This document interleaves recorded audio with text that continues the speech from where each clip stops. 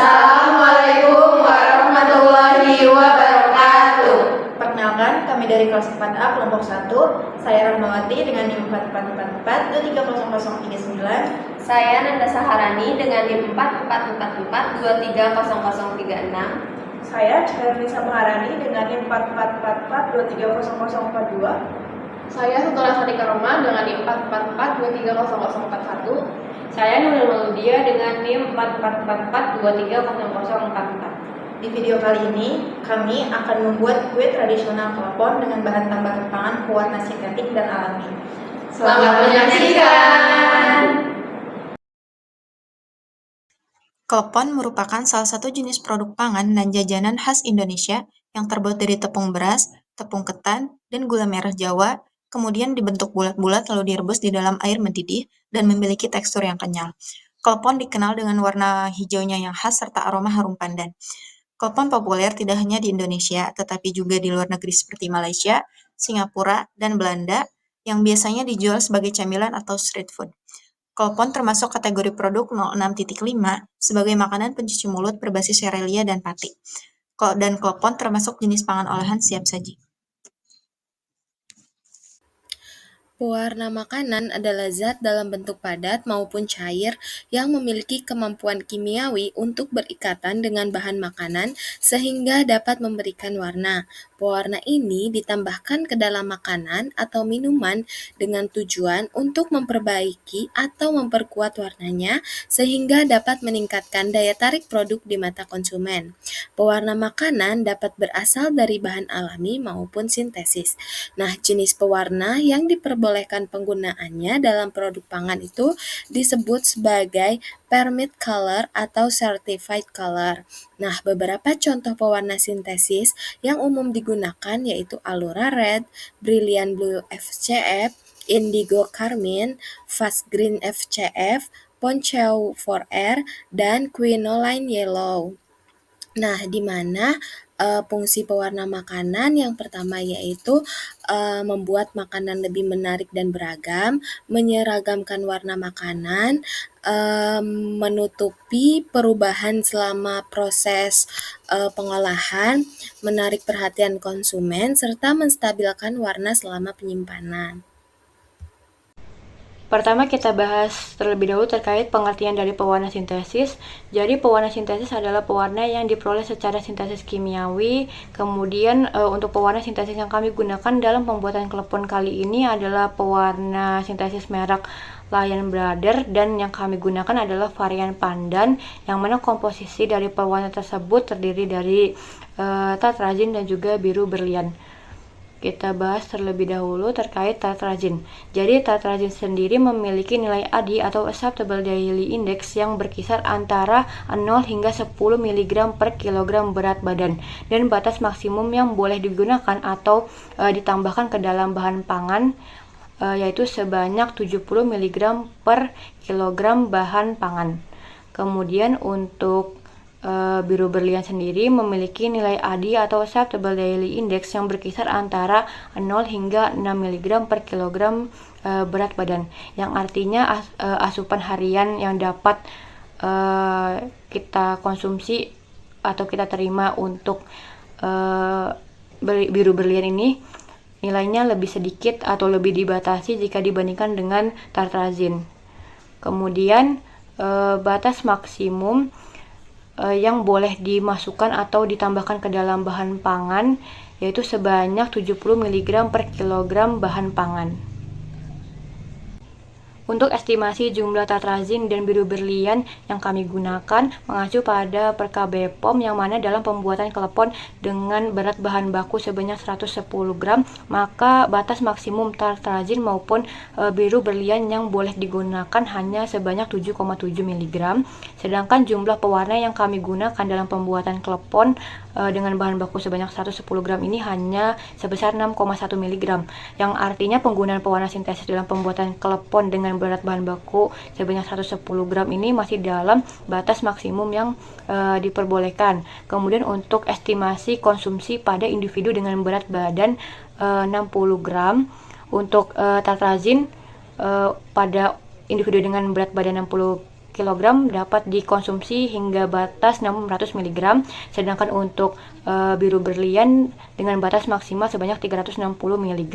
Dengan demikian, individu dengan berat badan 60 kg ini diperbolehkan untuk mengonsumsi klepon yang kami buat, karena jumlah tartrazin maupun biru berlian yang ada pada klepon yang kami buat ini hanya sebanyak 6,1 mg, sedangkan seperti yang sudah saya sebutkan sebelumnya, di mana batas maksimum penggunaan tartrazin untuk individu dengan berat badan 60 kg ini sebanyak 600 mg, dan untuk biru berlian ini sebanyak 360 mg. Selain menggunakan pewarna sintetik, pada pembuatan klepon ini juga menggunakan pewarna alami. Nah, pewarna alami ini merupakan pewarna yang dibuat melalui proses ekstraksi, isolasi, atau derivatisasi dari tumbuhan, hewan, mineral, atau sumber alami lain, termasuk pewarna identik alami. Nah, pewarna alami yang kita gunakan yaitu ekstrak daun pandan yang mengandung klorofil CI nomor 75810 yang memberi warna hijau alami serta aroma khas dengan INS 140 Adenot Limited dengan sinonim magnesium klorofil dan magnesium VOPP. Sedangkan untuk batas maksimumnya sendiri yaitu CWPB. Sedangkan untuk bahan yang digunakan meliputi tepung ketan, gula merah, gula pasir, garam, air, kelapa parut, daun pandan, dan tentunya pewarna sintetik makanan. Selanjutnya adalah proses pengolahan klepon. Step pertama adalah pengukusan kelapa parut dengan daun pandan hingga matang. Kemudian step kedua, di blender daun pandan dengan 130 ml air panas. Selanjutnya, step ketiga, penyaringan sari daun pandan yang telah di blender sebagai pewarna alami untuk klepon. Kemudian, step keempat, penimbangan 110 gram tepung ketan putih untuk 3 adonan dari klepon. Step kelima, pemotongan gula merah kasar. Step keenam, penambahan garam. Step ketujuh, penambahan setengah sendok makan gula pasir. Selanjutnya, step ke-8 adalah penambahan 50 ml air panas kepada masing-masing adonan klepon. Kesembilan, adonan diaduk dan juga diuleni oleh tangan hingga kalis.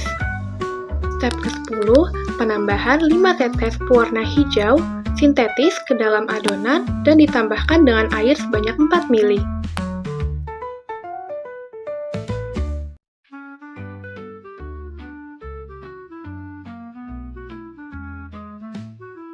Step ke-11, penambahan pewarna alami dari daun pandan yang sudah dibuat sebelumnya ke dalam adonan, kemudian diaduk.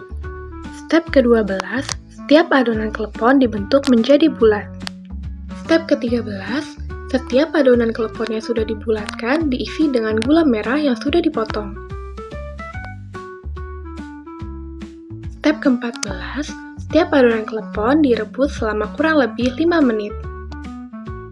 Kemudian, jika klepon sudah muncul di permukaan air, maka klepon sudah matang dan siap diangkat.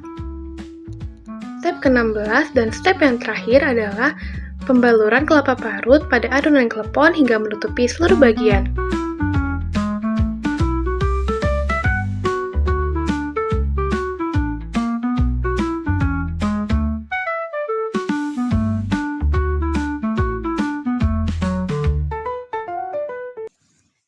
Selanjutnya, hasil organoleptik dari produk klepon dengan 3 perlakuan. Perlakuan yang pertama yaitu tanpa penambahan pewarna, perlakuan yang kedua dengan penambahan pewarna sintesis, perlakuan yang ketiga dengan penambahan pewarna alami.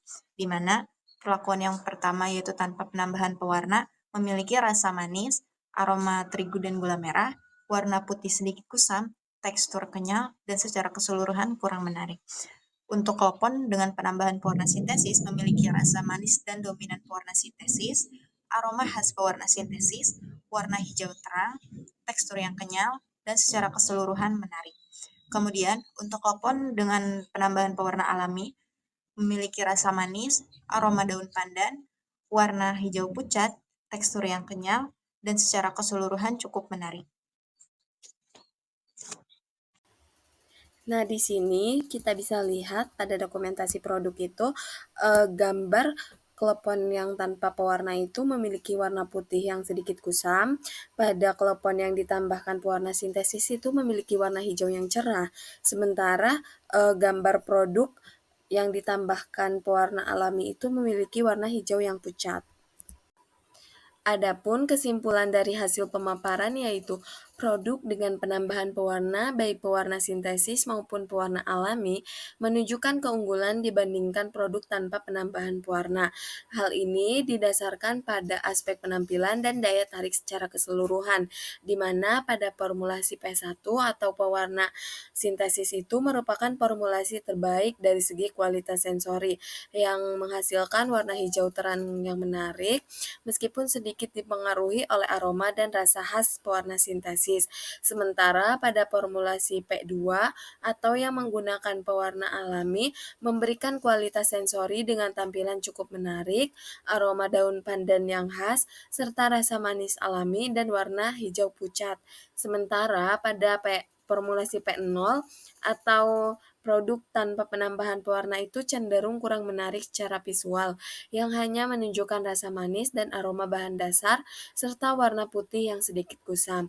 Nah, dari hasil keseluruhan ini menunjukkan bahwa penambahan pewarna itu dapat meningkatkan mutu sensoris produk dan memiliki daya tarik lebih baik dibandingkan dengan produk yang tidak menggunakan pewarna.